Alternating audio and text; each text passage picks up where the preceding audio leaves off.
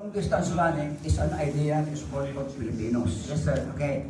So, if I remember correctly, the last Filipino to compete in Boston Marathon or in marathon is Roy Vince during the time of your predecessor, Roy Visconso. I know it because I covered marathon for more than 10 years as writer of Roy Visconso. Now, is there a chance for you that a Filipino can run again in the Bali Marathon under your stewardship as chairman of marathon of Milo? Yes, sir. Actually, sir, nung isa po yan sa pangarap natin. Actually, ako personally, syempre, kapag athlete ka, gusto mong mag-Olympics, di ba? So, syempre, since hindi mo siya na-achieve or hindi ko siya na-achieve, so yung next step ko is how I can find that someone who can represent the country. And by doing this, sir, based from experience naman, talagang very challenging siya. Lalo na po kapag wala ka naman talagang pera dahil magastos din naman po talaga yung preparation, no? Lalo na kung hindi ka naman member ng national team. So, yung preparation mo, yung food, yung shoes, everything, sarili mo so kukunin mo doon sa mga races. So, hoping, sir, if we can find a young Filipino athlete na mayroong potential, I am very willing to support and hoping to guide him. Punta po siya ng UP since doon po ako nag-coach. At least maliban po sa coaching, ma-providean po natin siya ng education. And at the same time, support. Kasi pag varsity po siya sa UP, pwede po natin siyang isama doon sa food program natin. And then maaari po tayo makakuha ng mga sponsors na pwedeng tumulong sa kanya. Identify lang po natin kasi siyempre po, hindi ko rin po siya kaya mag-isa. Pero isa po yan sa super dream ko na maka-identify, makapag-support ng isang athlete na talagang magre-represent ng sport natin, which is running. Well, in the past several marathon, non-marathon winner ever come closer to the national record of Eduardo Vince. What is the reason behind? Okay. So sa tingin ko, sir, malaking bagay dito yung prioritization, no, nung athlete or nung ating elite runners. Kasi maliban po sa mga races dito sa Pilipinas, mayroon din po silang sinasalihan ng mga races outside the Philippines. So syempre po yung isang nagmo-motivate dito, maliban po sa pagre-represent ng country, yung cash prizes po na makukuha niya. So kung meron po silang sinasalihan na almost every week na marathon, kasi hindi naman po talaga siya healthy, no?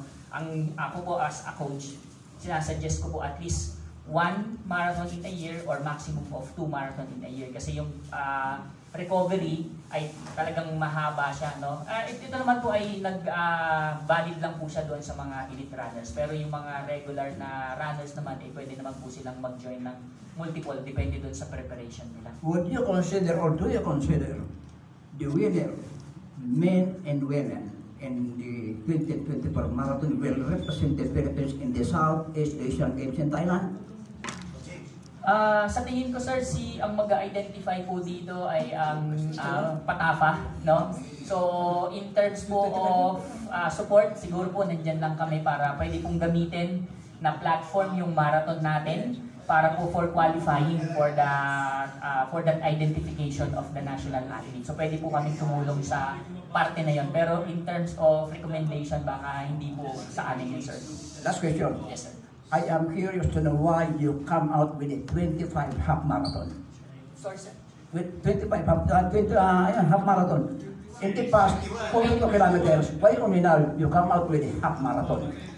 Sir, 21K po tayo. 21, sir. Hindi po 25. 21.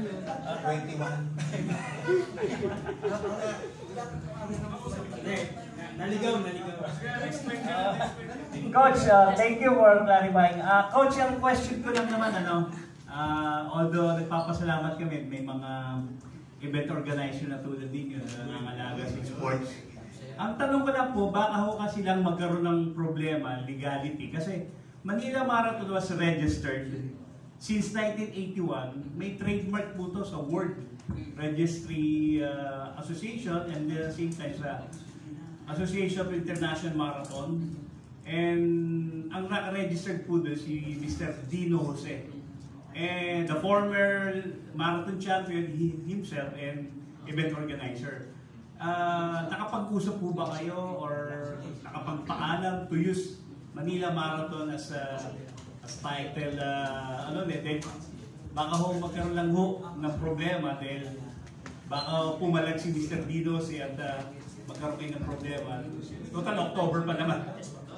Thank you sir sa question na yan. So, legally po, no, nag-consult din po tayo sa ating legal team, no, since previous pa po, no, back in 2015, ino-organize na po namin yung Manila Half Marathon. And actually, nung nilaunch po natin ito, yun po talaga yung prelude natin to have a Manila Marathon. Because during that time, yung marathon ay hindi pa po ganun kadami yung nagpa-participate. Kaya po, ginawa po natin stepping stone yung Manila Half Marathon back then.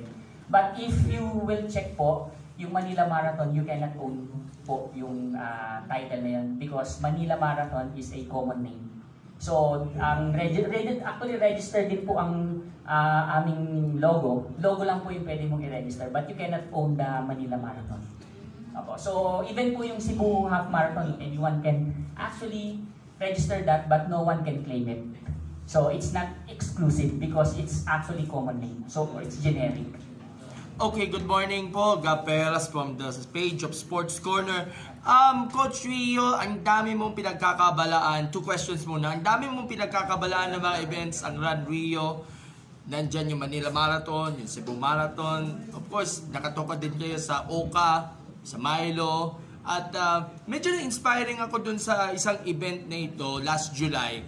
Yung takbo para sa West Philippine Sea. Kasi alam natin, lumalabas sa mga balita yung mga, of course, paglaban ng mga Pinoy sa atin sa West Philippine Sea against the aggression of China. So, what made you inspired to see yung ganitong event for a cause naman para sa ating mga Pilipino na nakikipagbaka sa West Philippine Sea?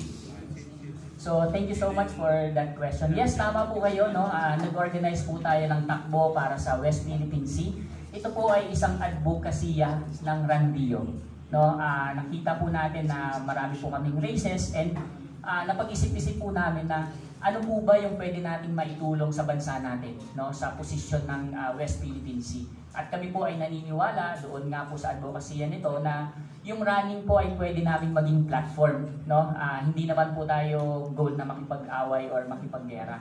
Ang objective lang po nito ay magkaroon ng tamang information kung kanino po ba yung West Philippine Sea.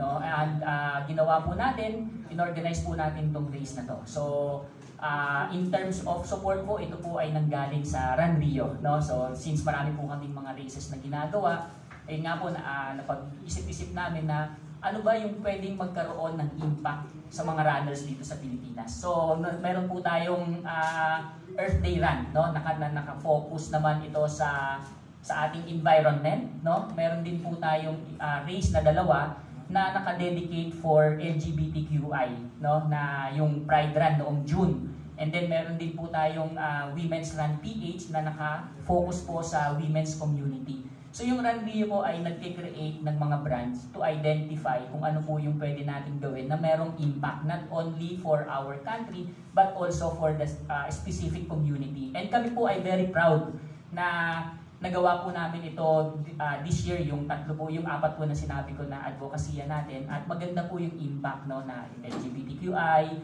yung Pride Run po, yung Earth Day Run.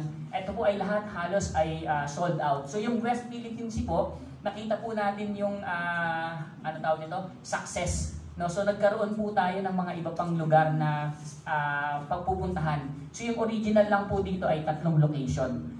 Yung Manila, CDO at saka Cebu. So dahil nakita po natin yung suporta ng mga tao natin na talagang gusto rin po nilang i-support yung advocacy natin. So ngayon po meron po tayong race sa Baguio, meron po tayo sa Dapitan.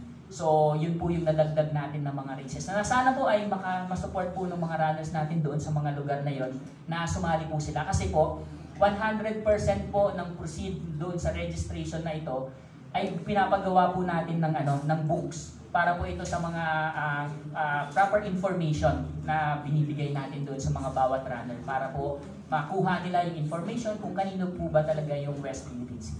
And lastly, kamusta yung coordination with the local government units concerning yung mga maapektuhan na mga traffic routes, advisories, and of course the medical team para at least to make sure na safe yung ating mga runners para dito sa mga nakalinya, Manila Marathon, October 6, Cebu Marathon, November 24 na tiyak magiging exciting para sa ating Pinoy running community na alam ko lumalago at lumalago pa hanggang sa ngayon. Salamat po. So, every time po na nag-event kami, make sure po natin as much as possible or nire-request po natin yung full road closure. Kung hindi naman po ito mapapayagan ng full road closure, make sure po natin na meron po tayong cones na nagse-separate sa mga runners at sa mga sasakyan dahil we have to understand po na meron po talagang road na hindi natin pwedeng isarado ng full dahil maapektuhan po yung mga vehicles or non-runners. So, ayaw din po naman natin yung magambala. So, kaya rin po yung ginagawa po natin, mas maaga po yung start natin para hindi pa po ganun kadami yung tao na maapektuhan or yung vehicles. Pero in terms of security po, meron po tayong team na separate po sa team namin na ang kanya pong scope of work ay to make sure yung safety. Second po, yung medical team po natin, meron po tayong sarili na talagang nag-i-invest po kami ng medical team. So, bawat water stations, meron po tayong naka-deploy na ambulance and between each water stations, meron po tayong mobile bike ambulance or medical team na sumusuyod to make sure na ito po ay safe. Pangalawa po yung ating pong hydration. So dahil ito po ay basic at ito po ay malaking impact kung hindi po natin ito mapupunuan, yun po yung nagkakaroon ng matinding contribution doon sa injuries. Kaya nagpapasalamat po kami sa Gatorade at saka sa Minerale dahil every 1.5 to 2 kilometer po yung hydration natin na which is very important for our runners, especially if we have 21K and 42K runners.